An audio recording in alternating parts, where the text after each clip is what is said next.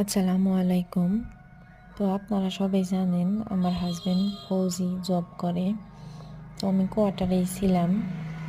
তো কোয়ার্টারটা ছেড়ে দিব, আমার হাজবেন্ডের অন্য একটা জায়গায় যেতে হবে তার জন্য। তো শেষবারের মতো কোয়ার্টারে আর কি পিঠা, মানে শেষবার বলতে কোয়ার্টারে আর কি শেষবারের মতো পিঠা বানাইতেছি। তো রুটি পিঠা দিয়ে মাংস দিয়ে। তো আমার হাজবেন্ড চিকেন কিনে আনছিল। তো কোয়ার্টারের কি শেষ চিকেন, শেষ রুটি পিঠা বানানো খাওয়া। তো যেই দিন চলে আসবো তার আগের দিনকে রাত্রের বেলা তো আমি বানাইতেছি। তো দেখুন আমার রুটিগুলা কত সুন্দরভাবে ফুলছে।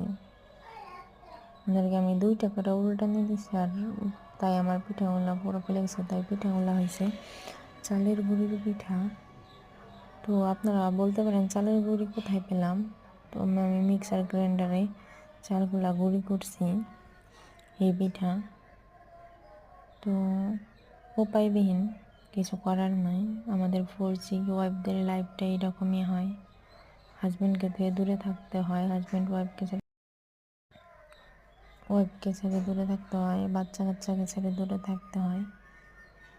তো কিছু করার নাই, হাজারো মনে পড়লে কিছু করার নাই, এরকমভাবেই থাকতে হয়।